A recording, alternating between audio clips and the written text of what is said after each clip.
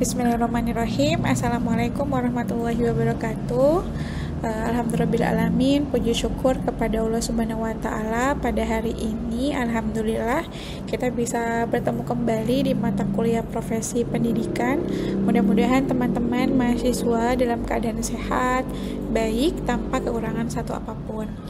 Baik teman-teman, kali ini saya akan melanjutkan perkuliahan kita di pertemuan kedua, di mana pada pertemuan kedua ini kita akan bahas tentang konsep dasar dari profesi pendidikan. Silakan teman-teman bisa menyimak video ini sampai dengan selesai. Oke teman-teman, sebelum saya menjelaskan ke materinya gitu ya, saya akan bertanya kepada teman-teman semuanya, menurut teman-teman bagaimana gambaran menjadi seorang guru profesional itu gitu ya. Sekali lagi, bagaimana gambaran guru profesional menurut teman-teman. Mungkin pada saat dulu ketika sekolah gitu ya, teman-teman memiliki kenangan di mana kenangan tersebut bisa diklaim menjadi gambaran jadi seorang guru profesional.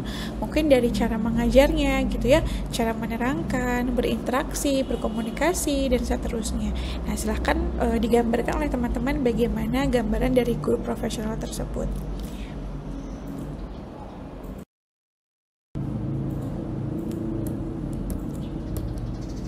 Coba perhatikan beberapa gambar di slide ini. Gambar pertama menggambarkan seorang guru sedang menunjukkan atau menjelaskan suatu konsep kepada siswa. Begitu juga di gambar 2 ya teman-teman, kemudian juga gambar 3, tetapi berbeda dengan gambar 4, di mana gambar 4 ini sepertinya gitu ya menggambarkan seorang guru itu melakukan kekerasan terhadap siswa. Nah, manakah dari keempat gambar ini yang tergolong sebagai guru profesional? Apakah 1, 2, 3, atau 4? Nah, sudah pasti ya gambar 1, 2, dan 3 ini termasuk ke dalam guru profesional, sedangkan gambar yang keempat ini nggak masuk ke dalam atau tidak tergolong ke dalam guru profesional. Kenapa? Karena gambar 1, 2, dan 3 ini menggambarkan tugas dari seorang guru, yaitu mentransfer ilmu pengetahuannya kepada siswa. Sedangkan kalau yang gambar 4 ini menunjukkan atau menggambarkan seorang guru sedang melakukan kekerasan terhadap siswa, dan kekerasan itu tidak dibenarkan dalam proses pembelajaran. Jadi yang termasuk guru profesional itu bisa kita lihat pada gambar 1, 2, dan juga 3. Selanjutnya kita akan bahas dari dasar hukum guru profesional, di mana profesi pendidikan itu sendiri memiliki dasar hukum yang kuat, mulai dari Undang-Undang Dasar 1945 hingga peraturan pemerintah. Ya, jadi ini dasar hukumnya. Nah, kita bahas satu persatu. Mulai dari yang pertama, yaitu Undang-Undang Dasar Negara Republik Indonesia tahun 1945, di mana dalam Undang-Undang Dasar tersebut ditegaskan bahwa gitu ya, salah satu tujuan nasional yaitu mencerdaskan kehidupan bangsa. Artinya Indonesia itu punya andil yang sangat besar sampai dengan mewajibkan adanya penyelenggaraan pendidikan. Sementara ini untuk rakyat Indonesia diwajibkan untuk menempuh pendidikan selama 13 tahun pada tahun 2025 ini. Artinya warga negara Republik Indonesia itu dijamin haknya untuk mendapatkan pendidikan mulai dari usia dini sampai dengan jenjang SMA gitu ya. Jadi mengampuh pendidikannya itu selama 13 tahun. Kemudian tidak menutup kemungkinan di tahun-tahun berikutnya gitu ya akan diwajibkan sampai dengan jenjang perguruan tinggi. Tetapi selain itu, Undang-Undang Dasar juga mengamanatkan untuk penyelenggaraan satu sistem pendidikan nasional. Artinya, negara wajib menjamin bahwa setiap warga negara memiliki hak yang sama untuk mendapatkan pendidikan yang berkualitas. Kemudian setelah ada Undang-Undang Negara Republik Indonesia tahun 1945, kemudian diturunkan lagi ya, diterjemahkan dari undang-undang tersebut menjadi Undang-Undang Republik Indonesia nomor 20 tahun 2003 tentang Sistem Pendidikan Nasional, di mana undang-undang ini memberikan landasan hukum yang lebih jelas gitu ya tentang bagaimana sistem pendidikan itu dijalankan, kemudian apa tujuannya, fungsinya, arahnya seperti apa, arah pengembangannya itu dijelaskan pada undang-undang tersebut. Dengan adanya undang-undang ini, pendidikan diharapkan mampu meningkatkan kualitas manusia yang beriman, berilmu, serta berdaya saing global gitu ya. Nah, kemudian dari Undang-Undang RI nomor 20 tahun 2003 ini diturunkan kembali gitu ya, dituangkan ke dalam Undang-Undang nomor 14 tahun 2005, ini fokus kepada guru dan juga dosen. Di undang-undang ini menegaskan bahwa guru dan dosen ini merupakan tenaga profesional yang memiliki peran strategis dalam mencerdaskan kehidupan bangsa. Kemudian di dalamnya juga diatur mengenai hak dan kewajiban dari guru, begitu juga dengan dosen, itu ya, kompetensinya yang dimiliki oleh guru dan dosen itu, serta penghargaan terhadap profesi pendidik. Kemudian dari Undang-Undang nomor 14 tahun 2005 ini tentang guru dan dosen kemudian diturunkan kembali, diterjemahkan kembali menjadi PP atau Peraturan Pemerintah nomor 74 tahun 2008 tentang guru. Nah, di sini sudah fokus ya, kalau yang tadi tentang guru dan dosen, kalau ini sudah fokusnya ke guru. Nah, di PP ini mengatur lebih detail lagi bagaimana kualifikasi, kemudian penyelenggaraan sertifikasi, kemudian juga beban kerja dan perlindungan bagi guru gitu ya, terutama pada aspek hukumnya. Dengan adanya PP ini, kedudukan guru itu sebagai profesi benar-benar diakui secara formal gitu ya, sekaligus diberikan payung hukum terhadap profesi guru itu sendiri. Nah, dari hierarki ini mulai dari Undang-Undang RI tahun 1945 kemudian turun menjadi Undang-Undang RI nomor 20 tahun 2003, diturunkan lagi menjadi Undang-Undang nomor 14 tahun 2005, dan terakhir PP nomor 74 tahun 2008. Ini adalah hierarki gitu ya. Ini bisa disimpulkan bahwa profesi pendidikan ini, khususnya guru dan dosen, memiliki dasar hukum yang sangat kuat. Hal ini menunjukkan gitu betapa pentingnya peran pendidik dalam mewujudkan tujuan negara, yaitu yang tadi ya yang saya sebutkan sebagai tujuannya mencerdaskan kehidupan bangsa. Oke, selanjutnya adalah kedudukan guru profesional.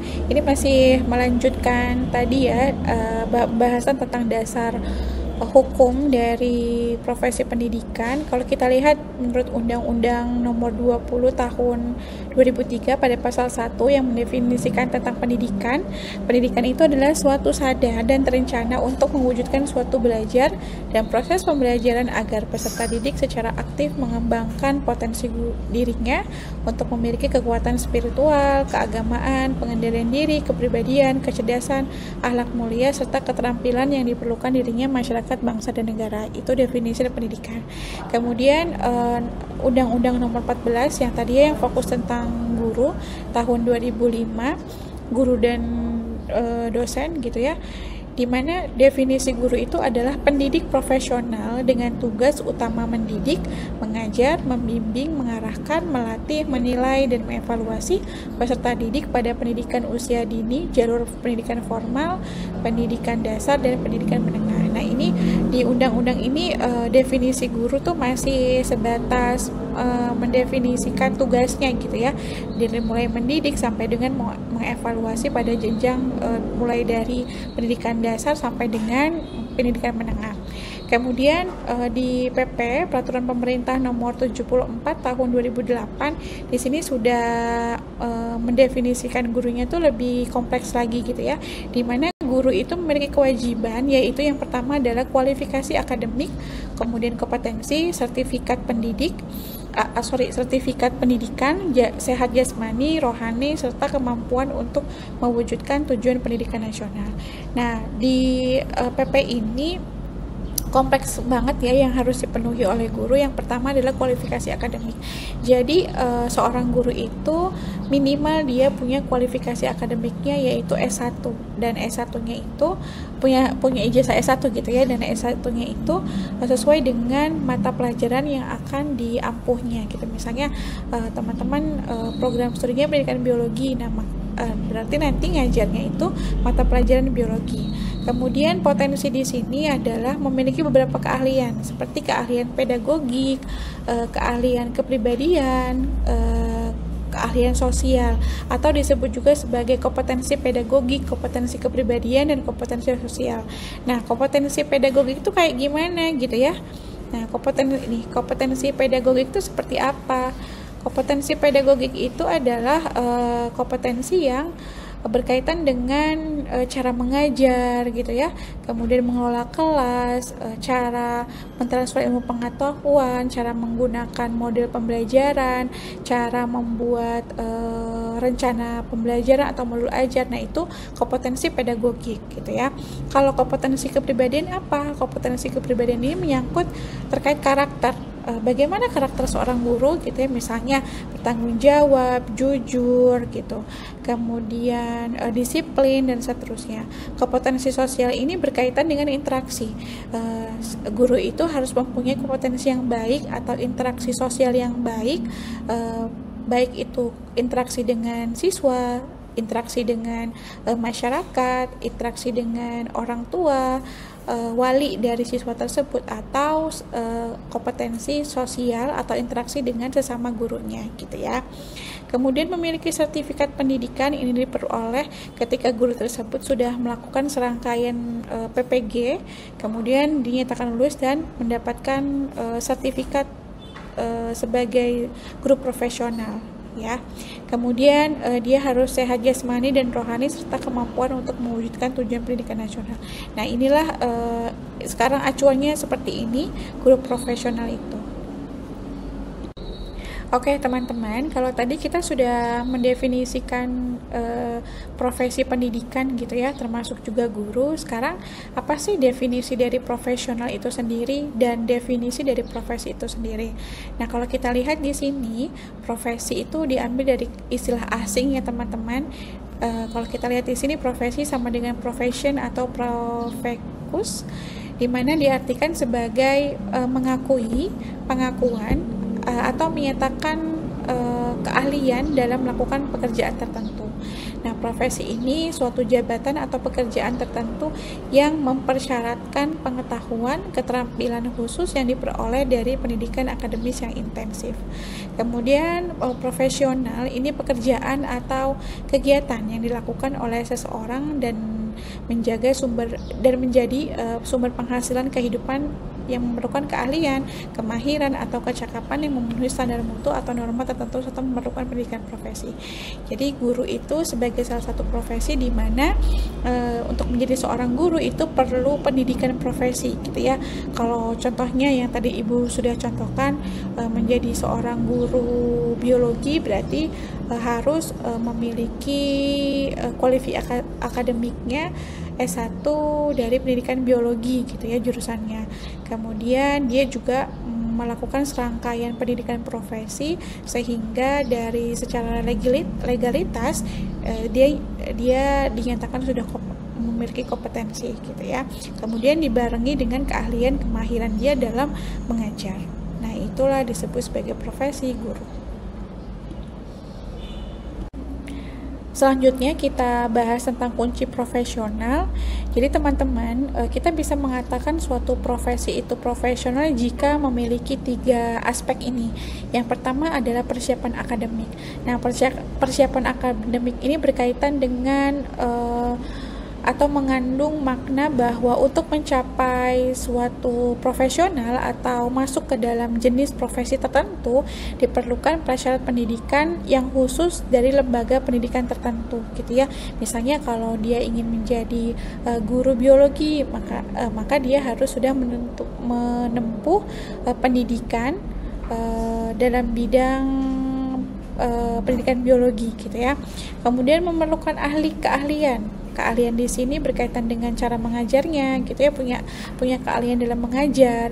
Sedangkan punya pengetahuan terkait dengan bagaimana mengajar gitu ya. Kemudian bagaimana pengetahuan terkait dengan konten dari biologinya. Nah, ini adalah 3 kunci dari profesional. Yang pertama persiapan akademik, keahlian, dan juga pengetahuan. Selanjutnya, apa ya ciri-ciri dari profesionalisme?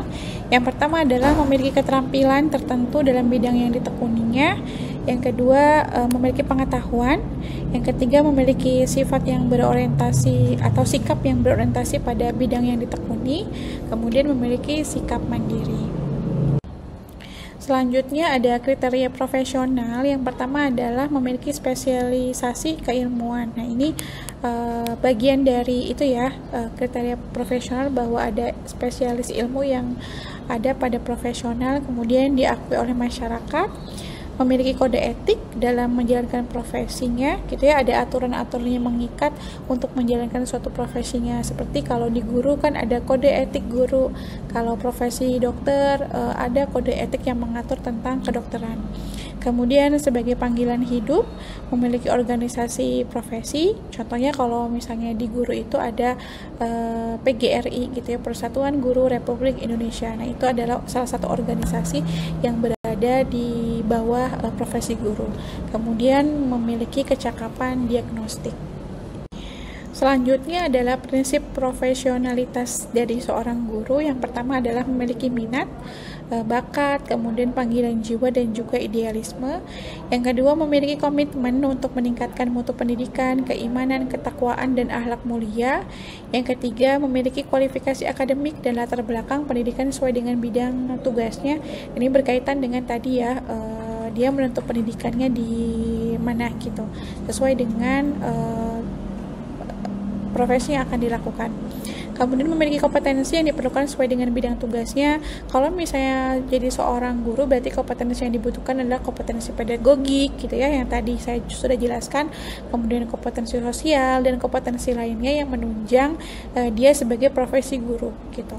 Kemudian memiliki tanggung jawab atas pelaksanaan tugas keprofesionalan.